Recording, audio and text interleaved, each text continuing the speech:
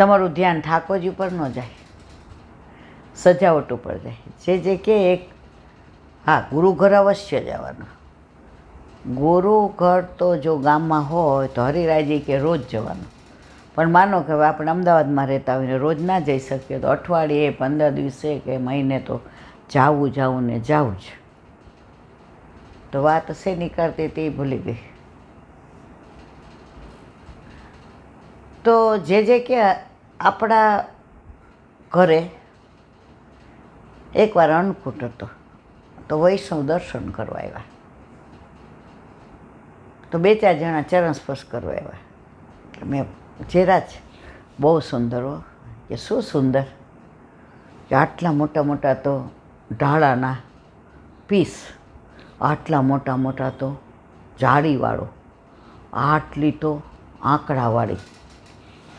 એ કે હું તો એ જ જોતો હતો કે ભાઈ તારું ધ્યાન ઠાકોરજી આટલા સરસ લાગતા હતા, આટલા સુંદર લાગતા હતા, તારી સામું જોતા હતા કે ગુરુ ઘરે મનોરથ હોય તો આપણે જવું જોઈએ.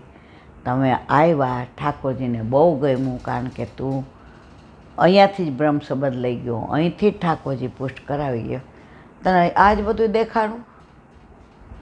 એટલે હું જરા હંસ્યો. એટલે એણે પૂછ્યું, મેં કીધું ઠાકોરજી કેવા વસ્ત્ર ધારણ કર્યા? એને એમ કે અન્નકૂટ હોય એટલે મનોરથ હોય એટલે કેસરી. એ કે મારા વાલા કેસરી જોઈએ ને? એ કે ના ગાંડા, આજે સફેદ જરીના હોય, આજે ગોકર્ણ હોય. પછી ઓલાને એમ થયું જે આપની વાત સાચી છે, અમારું ધ્યાન સજાવટમાં જ હોય છે, અમારું ધ્યાન પ્રભુમાં નહીં હોતું. આપણું ધ્યાન ક્યાં ઠાકોરજીમાં હોય? આપણા ઘરે બિરાજતા આપણા ઠાકોરજી હોય, સજાવટ તો બહુ હોય ને આપણા ઘરે. એટલે તમે જુઓ, આપણે ઠાકોરજીને સુંદર તૈયાર કરીએ. આજે ઓલા ગુલાબી વસ્ત્ર અને ગુલાબી બધું ધારણ કરાવ્યું હતું. તો આજે આકાશ કેવું કહેતો હતો, એ કે ઠાકોરજીમાંય ગુલાબી જાય અને આમાંય ગુલાબી જાય. તો મમ્મી આજે સ્વરૂપ જ જુદું લાગે. પણ આ તમને હાથમાં લઈને ચરણ સ્પર્શ કરીને કહેવાનું ક્યારે મન થાય? જ્યારે તમારા ઘરે તમારા માથે તમારા ઠાકોરજી બિરાજતા હોય. તો તમે મંદિરમાં જાઓ કે હવેલીમાં જાઓ, 1 સેકન્ડમાં હાલો આગળ આવવા દો બીજાને, લાંબી લાઈન છે. ન જાવું એવું નથી, એ સર્વોદ્ધારક છે. તમે સાંજે કિટ્ટીમાં જાઓ ને બગીચામાં જાઓ, એના કરતાં જાઓ મંદિરે, કીર્તન શીખવા મળશે, પીછવાઈ કઈ છે એ મળશે, 4 વૈષ્ણવનો સંગ થશે, કંઈ પૂછવું હોય તો કહેવાશે. પણ આપણા ઠાકોરજીના ભોગે નહીં. હવે આના ઉપરથી એક નાની વાત યાદ આવી. આજે મેં એક વૃંદાવનના વ્રજવાસી પાસેથી ના સાંભળ્યું કે વૃંદાવનમાં રાધા રમણજીનું મંદિર છે. હવે ત્યાં બધા વારાફરતી સેવામાં પહોંચ્યા. હવે એકવાર ઠાકોરજીને કંઈક ઉત્સવ હશે રાધા રમણનો, તો એટલા સરસ વસ્ત્ર કરાવ્યા, અનુરાગ કલર, કંઈક કસુંબા છાટ કે ગમે એ હતું, મને બહુ યાદ નથી. અને આગલા દિવસે આવી ગયા. એટલે જે ગુસાઈજી સેવા કરતા હતા એ કે આજ તો ઠાકોરજીને આ કલર એવો સુહાશે, એવા સરસ લાગશે. રાતના વિચાર કર્યો, પ્રભુને હું આમ વેણું ધરાવીશ, પ્રભુને હું આની સાથે આ શ્રૃંગાર કરીશ. હવે સવારે આવ્યા, મંગળા કરી, મંગળ ભોગ ધરાવ્યો, કલેવું આરોગ્ય, સ્નાન કરાવ્યું, ઓલા નવા વસ્ત્ર મોટા થાળામાં લાવ્યા હતા અને આભૂષણ હતા. ધરાવ્યા. ઠાકોરજી ધરે જ નહીં, ઠાકોરજી ધરે જ નહીં.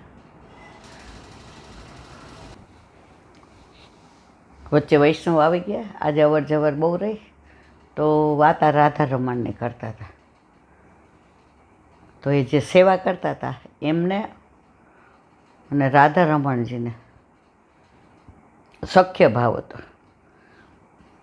હવે અડધો કલાક થયો, શ્રૃંગાર ધારણ જ ન કરે વસ્ત્ર.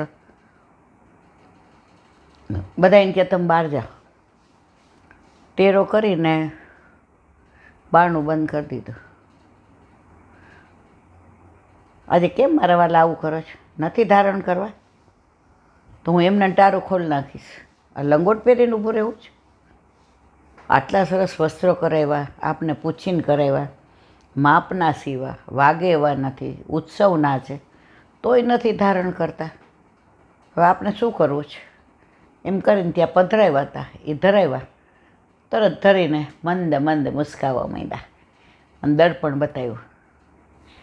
તો બધાના માથે બિરાજતા કે નિધિ સ્વરૂપ બધાય સાક્ષાત છે અને છે, એમાં કોઈ શંકાને સ્થાન નથી.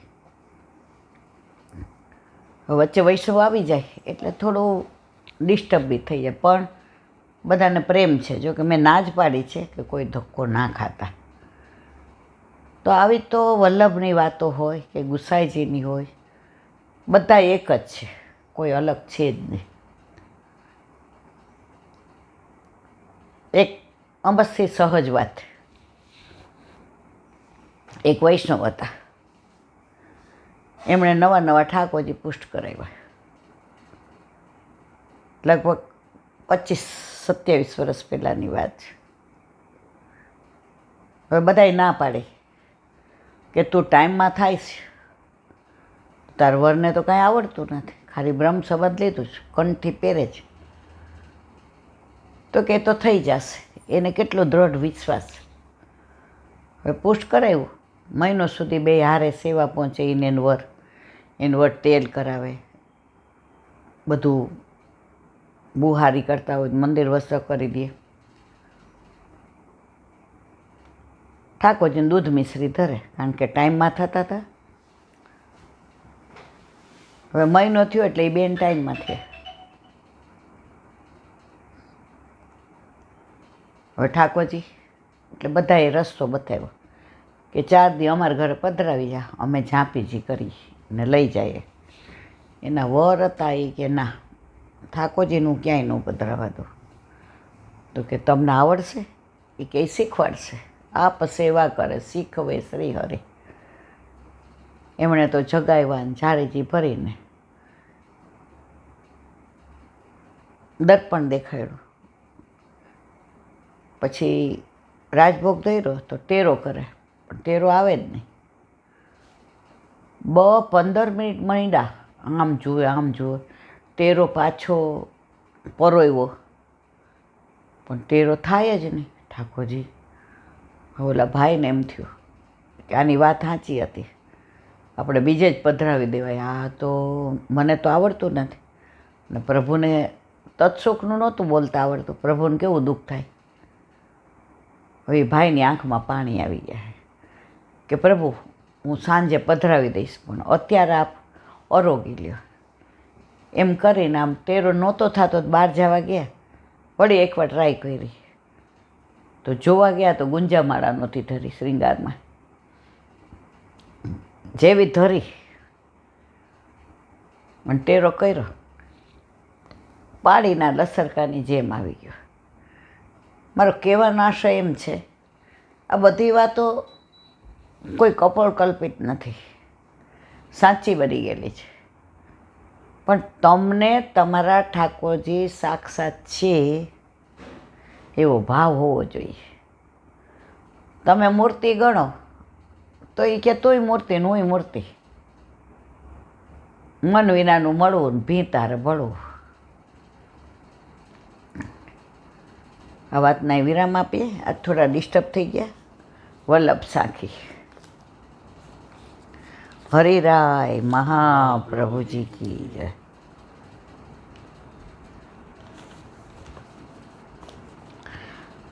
સુમરત જાય કલેશ મિટે, શ્રી વલ્લભ નિજ નામ. લીલા લહર સમુદ્ર में ભીંજો આઠો યામ, શ્રી વલ્લભ ભીંજો આઠો યામ. સુમરત જાય ક્લેશ મિટે. તમે આખો દિવસ વલ્લભનું નામ જો, વલ્લભ નિજ નામ. તમારે કોઈ યાર ક્લેશ જ ન થાય. એકવાર અમે અહીંયા ભૂમિ પાર્ટી પ્લોટ કે ત્યાં જેના વચનામૃત હતા, એટલે લગભગ 1.5 કલાક ચાલ્યા. એટલે ત્યારે હું જોબ કરતી હતી. આપણા ઘર ઠાકોરજી નહોતા બિરાજતા, એટલે એક વૈષ્ણવ મારી બાજુમાં બેઠા હતા. પહેલાં તો નીચે બેસાતું હતું ને આટલી ખુરશીઓ નહોતી, હવે બધું થઈ ગયું. એટલે મેં કીધું સારું બહુ મોડું થઈ ગયું, હજી તો મારે ઘરે જઈને રસોઈ કરવાની છે, કામવાળો આવ્યો હશે કે નહીં હોય, સવારે આવ્યો નહોતો આમ તેમ. એ બેને મને જવાબ આપ્યો, એ મને બહુ ગમ્યો. એ કે મને ખબર તમારા ઘર ઠાકોરજી નથી બિરાજતા. મેં કીધું હા. તો કાંઈ કેટલો વાર બેઠા? મેં 1.5 કલાક. 1.5 કલાક. તો મને કે આ 1.5 કલાકમાં તમને કાંઈ લૌકિક વાતો કરી? મેં કીધું ના. લૌકિક કામ કર્યું? મેં કીધું ના. તો 1.5 કલાક તમે શેનામય રહ્યા? મેં કીધું વલ્લભમય. મને કે જીવનના 22.5 કલાકમાંથી 24 કલાકમાંથી આ 1.5 કલાક તો વલ્લભમય ગયો ને. તો તમે જેટલી વાર વલ્લભનું નામ લે કરો, સુમરત જાય ક્લેશ મિટે. તમારે જેમ જેમ સ્મરણ કરો ને, તમને કોઈનું ખોટું ન લાગે, કોઈ ઉપર દ્વેષ ના આવે. ઘણીવાર ઘણા પ્રસંગો એવા બનતા હોય, આપણને એમ થાય આપણી યાર લુચ્ચાઈ કરે છે. આપણે અઠવાડિયા પહેલાં વાત કરી હતી કે ઓલો વીછી કરડતો હતો વલ્લભને, તો એ બચાવતા હતા. ત્યારે વલ્લભે કીધું એનો સ્વભાવ કરડવાનો, મારો બચાવવાના. તો જો તમે સતત વલ્લભનું નામ લ્યો, સુમરત જાય કલેશ મિટે શ્રી વલ્લભ નિજ નામ, લીલા લહર સમુદ્ર મેં આઠો ભીંજો આઠો યામ. તમારા ઘરે ઠાકોરજી બિરાજતા હોય તો તમે ઠાકોરજીની લીલા સમુદ્રમાં ડૂબેલા જ રહ્યો. ડૂબો એટલે ભીંજાઓ. પુષ્ટિ માર્ગ એક જ એવો છે જેમાં તમે પડો